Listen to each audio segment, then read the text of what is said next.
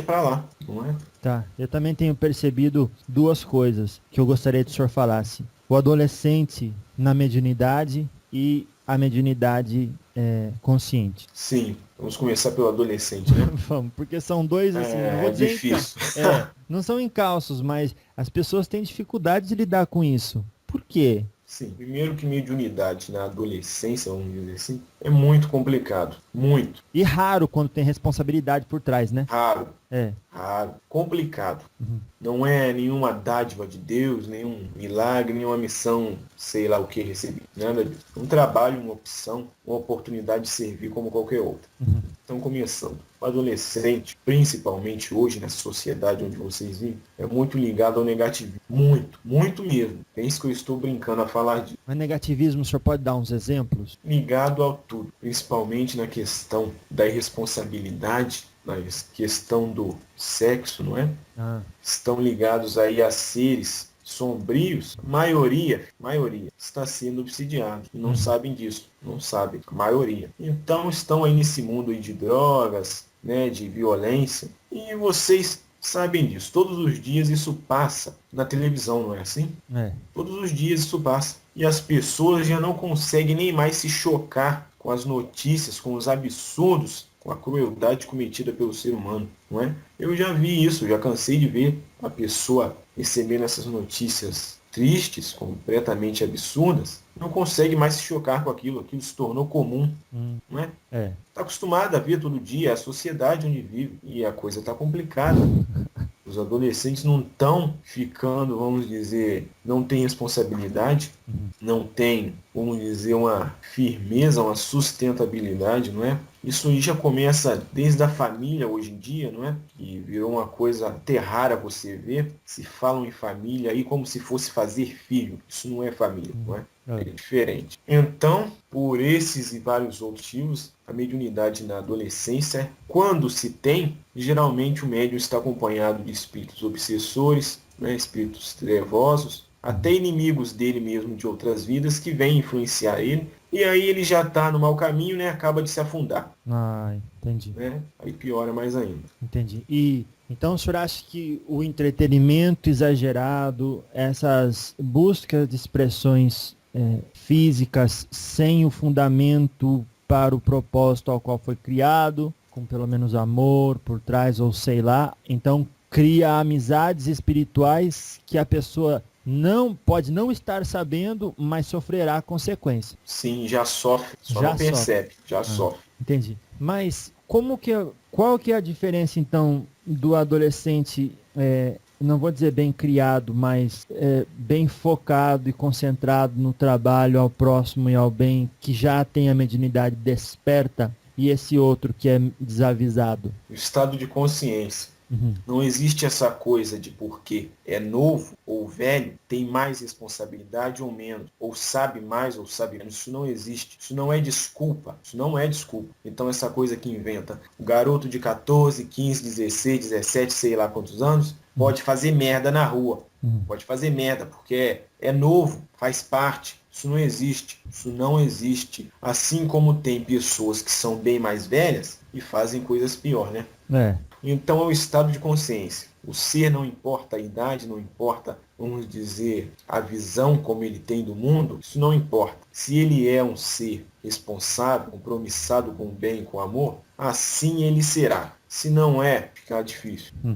Então, Ninguém muda de uma hora para outra. Ninguém. Quando o ser é assim é porque ele já é e já era. Né? Mas todos têm a oportunidade e o dever de melhorar. Afinal de contas, vocês estão aqui para isso. Mas nem todos querem, como eu digo, enxergar a verdade, né? entendi. Agora, qual o maior preconceito que sofre, por exemplo, um adolescente sério que tem uma proposta, quer se encaixar numa proposta de trabalho digna e nobre dentro da Umbanda? Quais são os escolhos que ele encontra no caminho? Não ser levado a sério. Ah lá. Não ser levado a sério. Porque, como eu disse, pela sociedade onde vocês vivem, a grande maioria dos adolescentes agirem assim dessa forma, se incluem uma minoria, né, como se fosse um todo. Então acham ali que todos são irresponsáveis, né, ninguém quer saber de nada. E isso geralmente quando parte de um médium, vamos dizer assim, que conhece a espiritualidade há mais tempo, é porque o médium ali quer se mostrar também, não é? Quer impor ali como se ele fosse algum mestre de luz ou sei lá, coisa parecida, né? Quando na verdade não é. Passa de um ignorante besta que está querendo impor uma verdade a uma pessoa que sabe até mais do que ele. Olha. Então, como que pode agir um adolescente que está ouvindo a gente se ele tem a mediunidade e quer desenvolver para que ele tenha assim a firmeza de dar o primeiro passo? Olha, a gente sempre fala do estudo, não é? Segundo lugar vem a responsabilidade e o compromisso com o bem e com o amor. Essas são, vamos dizer, que são as bases para ele começar a dar o pontapé inicial no estudo, não é? Que muitos aí hoje já querem vestir de branco, chegar na gira, rodar e incorporar. Não é assim. Tem que ter um pouco de noção também, né? Tem que ter muito de noção. Mediunidade não é brincadeira, não é brinquedo. As pessoas confundem as coisas. Vocês, como eu digo, não sabem o que acontece, se o Sete Pedreiros já falou isso, nos bastidores, plano espiritual. Vocês não imaginam quanto de coisa que acontece aí, tanto para bem quanto para mal. Então, uma pessoa que não entende vai virar um instrumento de seres negativos, que vão ali através dela e junto com ela fazer, vamos falar bem claro, essas porcarias que nós vemos hoje aí alguns fazendo e se dizendo que é um terreiro, um centro, ou sei lá o que, espiritualista, de umbanda, espírita, tanto faz. Entendi. Agora, e para aqueles como nós que já estamos, eu não me incluo, né, mas eu digo assim, esses que estão ouvindo, que já estamos há muito mais tempo na Umbanda, como fazer para se libertar dessa vontade de julgar ou esse medo de que ele possa se sobressair mais? Porque existe isso, né? E muito. Tem que se ter humildade, não é? Ah lá. Nós falamos aqui da humildade sempre. Aquela questão da reforma íntima. Se não praticada todos os dias, não serve de nada, o que vale é nada. Então o aprendizado, a reforma, a melhora, é para ser praticada todos os dias. Ninguém é perfeito nem vai se tornar um dia para o outro. Não, pois assim não existia reencarnação, não é? Vivia uma vida só. Se deu bem, pronto, foi pro céu. Se deu mal, pronto, foi pro inferno. Não é assim. Não. Então, tem que se pensar muito. A reencarnação que o senhor fala no caso, a pessoa continuar trabalhando em si mesma ao longo de vários séculos. Sim. Várias oportunidades, não é? Entendi. Vocês chamam de vida. Tá certo. E, bom, então, pelo que eu estou entendendo, é o seguinte também, é uma ideia que o senhor acabou de me passar aí. A pessoa, então, quando faz esse julgamento, ela tem que dizer a ela mesma, olha, eu fiz o julgamento, então eu não sou perfeito, tá tudo bem, eu só preciso admitir isso em mim e consertar, sem ter vergonha. Sem ter vergonha. Isso mesmo. Ah lá. Porque muitas vezes a gente fala assim, mas eu sou assim, eu vou acabar com ele. Não, eu sou assim, eu vou corrigir. Mais fácil, né? Eu não enxergo quem não quer. É mais fácil? É mais fácil. A longo prazo, né, sobretudo. Tá certo. Bom, então a gente já falou do que o adolescente pode fazer, do que as pessoas que vão recebê-lo podem fazer. E os espíritos, como agem nesse meio? Eu quero falar dos espíritos que normalmente guiam esse adolescente e os espíritos que normalmente ouvem essa crítica e essa hipocrisia da parte de quem julga e não está disposto a se consertar. Vamos lá.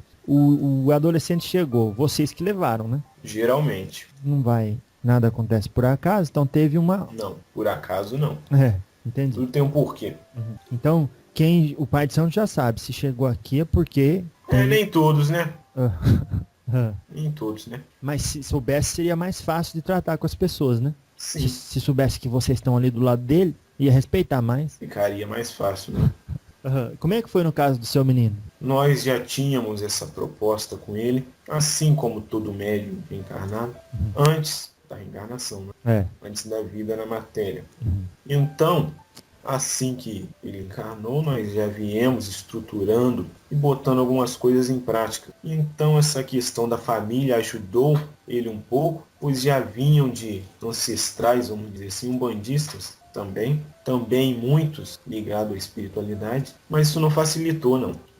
Melhorou Mas não ficou fácil. Tanto é que ele sofreu uma repulsa dentro da própria casa. Não. Os familiares, não é? Aonde ali. Eu não estou julgando, Não. mas eu estou falando a verdade, é o que aconteceu. Uhum. E é o que acontece com muitos. Fala. Aonde a mãe católica, praticamente, vamos dizer, por uma ligação, por uma influência imposta, né, uma tal verdade imposta por alguns dessa religião, alguns levam a sério, né, alguns acreditam. Então ali ela achava que Deus só estava ali, não é? Somente ali. Ele devia estar preso, né, na igreja, coitado, querendo sair não podia. Então obrigava praticamente o garoto, vamos dizer que o influenciava ao extremo a ir à igreja católica, ser católico e essa coisa toda aí, né? Fazer primeira comunhão, não sei o que, aí vai. Mas ele nunca gostou disso. Não porque, vamos dizer, que não, achasse que lá não fosse um lugar bom ou que não tinha Deus. Não é isso. É que realmente ele não gostou. Ele não é ligado àquilo. Ele não, o coração dele não escolheu aquilo. Ele sabia disso. E ele mesmo, desde pequeno, já via ali.